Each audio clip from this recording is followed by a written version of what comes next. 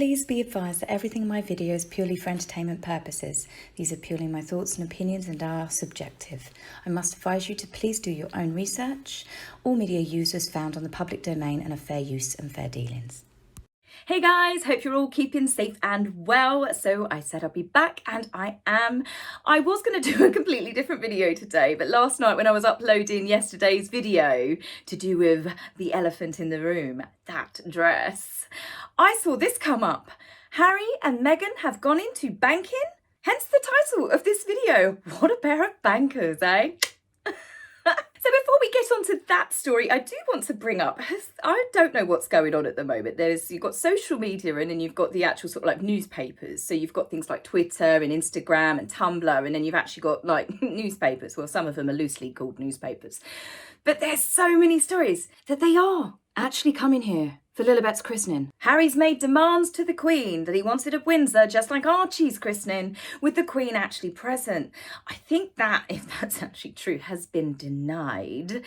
But there's so much back and forth, it's almost daily. Meghan's reportedly decided that she actually wants the baptism held in California, and, you know, that makes a lot more sense, where they actually have friends. Obviously, they're not really talking to their family very much, but I'm sure that other members of the royal family might want to come over. I don't know what to believe. There's so many stories, there's so much misinformation, and you don't know who's putting it out. The fact that Harry and Meghan are not suing at the moment, and they're not going after some of these stories that have come out saying that Harry's demanded a Windsor christening, makes you think there's probably some truth to that then, because it means if they've not got the lawyer involved, then it's not true. So it's always a kind of good kind of way you can tell whether a story is fake or it's not. But even someone who's maybe not that sharp on the whole Harry and Meghan thing might even question, hang on a minute, it was only March that you slagged off your entire family, insinuated that one person was racist but didn't name them, so the whole family got racist, about your unborn child. Well, it depends which version you believe, Meghan's version or Harry's version, same interview. Very different stories. But regardless, they've called the family racist, that they pushed Meghan to a point of where she tried to take her own life, that Harry was forced to work, wasn't he? He was forced to visit these poor countries that welcomed him so much, but he was just the royal family show pony to the point they pushed him to breaking point. You know, there's all of that they said. But hey, we're going to name our second born child after the Queen's very private, very personal nickname, and we're demanding a christening. Who cares at this point? I think everyone's interest has died down, really. They want a private life, and I respect that, to be honest with you. We've not seen Lilibet, and this is the first time where it's actually come across believable that they're actually trying to bring their child up in privacy. Whereas, of course, they kept saying that about Archie, and it was secret, secret, secret, secret. But then we kept having like little pictures and then things done in Archie's honour. So it was very much in contrast with protecting your child and trying to keep them out of the limelight. So I don't know, have lessons been learned? Or is this just they desperately want to get back into the royal fold? They just trying everything. You know, you throw enough stuff at the wall, something's eventually going to stick. And that's what I kind of think's going on. As I said, they're not suing these stories, but it's literally changing every day. Now, as I said, getting onto the banking one, you know, that popped up. Pair of bankers. Oh, you could really slip up with that one, couldn't you? But I thought, it's got to be a spoof. It's got to be a joke. Harry and Meghan, investments and banking. I mean, they're talking about, well, they're talking about absolutely everything. They are latching on to anything that they can. You know, one minute they're nourishing the world, aren't they? One meal at a time. They're writing children's books, autobiographies. They've built a foundation. They are doing Netflix shows. They're going to be doing podcasts at some point, surely. Maybe they're just going to be annual ones.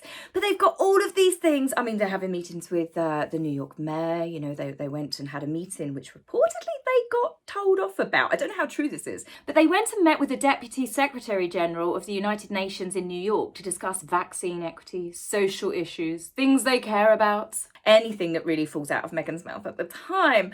But they reportedly got caught secretly filming for Netflix.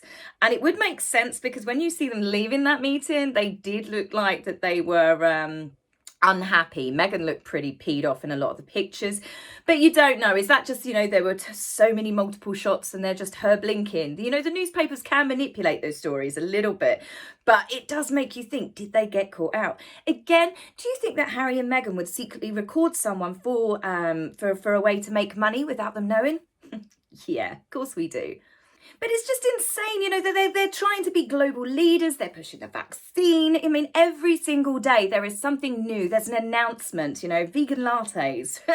Basically, there's more pies than they've got fingers, and they're in all of them. But banking and investments, for one, for me, was really like, really? It's got to be a joke, but it's not. They are joining a company called Ethic, right? Ethical banking, if there is such a thing.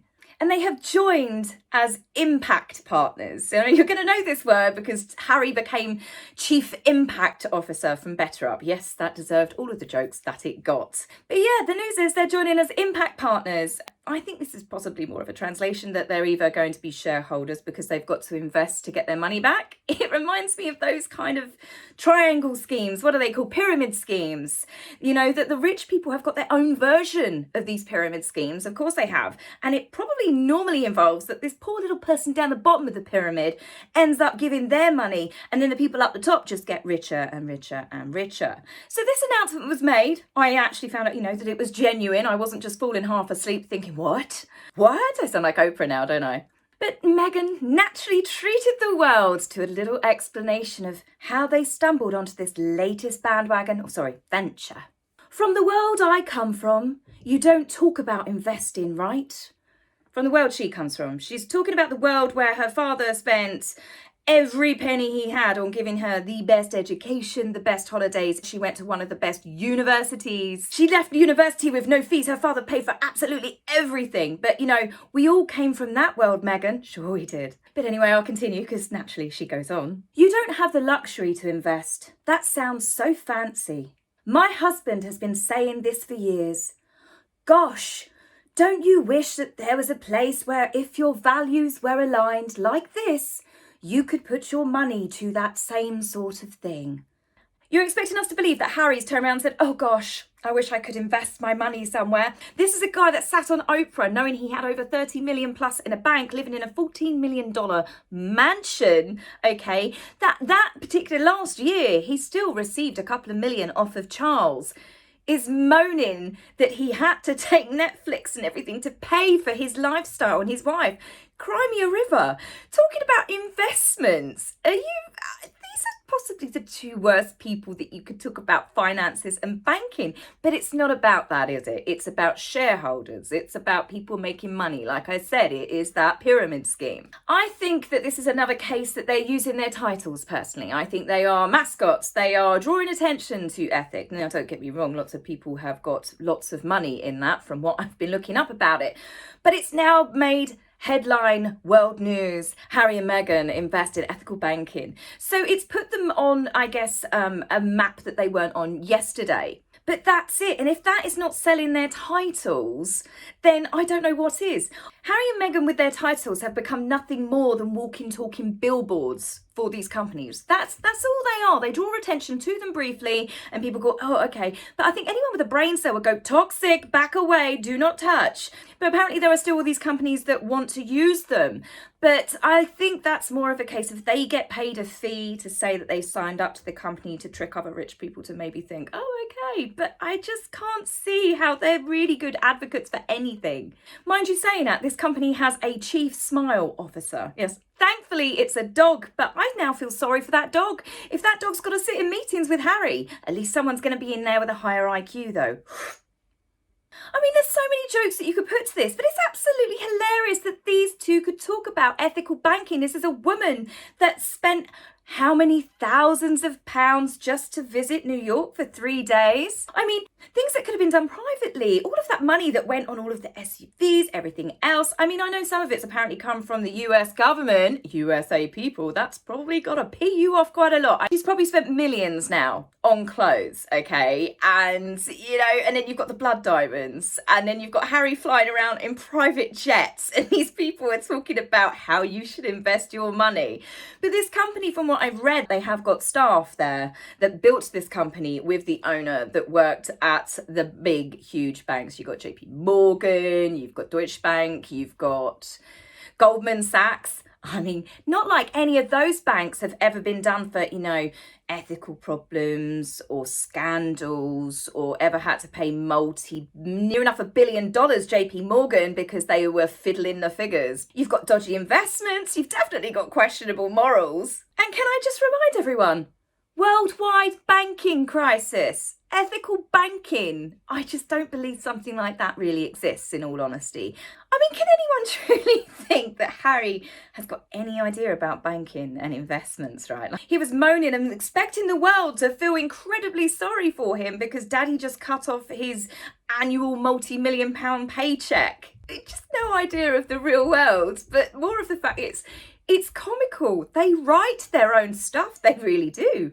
And then also, if anyone really thinks Harry just turned around and went to Meghan one day, gosh, Meghan, if only there was a place that had our morals and ethics and shared our values that we could invest in. Clearly not family values, are they, Harry? It's all a big get-rich scheme, but I mean, where are their limits? They've got Netflix, they've got this, they've got Harry's 30+ million, which probably from investments that the royal family did for him. He's no doubt got private trust funds and various other things. These were already exceptionally rich people. So when is it going to stop? They're literally grabbing anyone that throws a checkbook their way. And I can't remember, I think it was The Spectator, I will give credit here, this is not my research, but they said in the article that the owner admits shareholders will make more money doing this type of investment than if they invested in tobacco and oil. Talking about ethics and morals, really, because those industries don't breach any of those, do they? How can Harry and Meghan promote anything to do with ethics? They deliberately opened their foundation in Delaware. Now, Delaware means that they do not have to basically have full disclosure of where their money goes, their tax returns. They also started a foundation, not a charity. A charity is a bit more believable, but it's a foundation, which means that all of the donations that go to them from all of the people, even their fanbase Sussex squad that do these wonderful big charity drives for them, if it goes to Archwell, they only have to donate 5% to the actual causes. If foundations aren't necessarily a charitable thing, there's something for rich people to create to get richer. The main issue with Harry and Meghan grabbing at absolutely everything, it's to do with building their brand, this big moral, ethical brand. They're saving the world, like I said, one dish and designer dress at a time. They're nourishing our souls and our well-beings by telling us how we should live our lives because we were so lost before they had a platform. Now, they can stick their fingers in as many pies as they want, but it's not making their brand stronger. It's making them look weaker. It's making them look like they don't actually genuinely care about any of the subjects because they're in, they're out. They don't actually spend their time on one particular project and then say, we will be doing this in the future, move on to the next. So they are absolutely damaging that brand if there is a brand to damage. The only thing that they've achieved is they've got a lot of cash for signing their names. And that's what it boils down to. Now, I know lots of people are still kicking up going, take the titles. I'm a bit confused because some places I've read that the Queen can actually revoke those titles. But given the fact you've got someone like Sir Philip Green marching around with a knighthood still, I wouldn't hold my breath. If you don't know who he is, I suggest you Google Sir Philip Green and type in what he did to people's pensions in this country. Terrible, terrible, terrible man. But the fact that they're now trying to get involved in, they're obviously doing stuff like they would if they were members of the royal family. I mean, having meetings with the UN. And then obviously going to New York like they did. They were behaving like they are still members of the royal family. And it is really beginning to make the royal family look bad. Yes, they've disassociated themselves to a point. But the fact that these guys are now investing in banking where they encourage people to invest. What happens in banking and investments when something goes tits up? And let's be fair, that's not exactly like a unicorn. Lots of investments go tits up all the time. Harry and Meghan have got their names attached to that, but they've also got the royal family name attached to it, the Duke and Duchess of Sussex.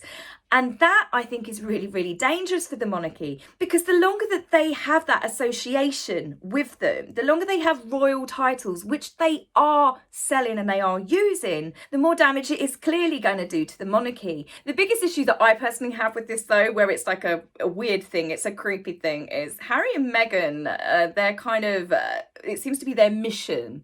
They want to remodel the world how they see it.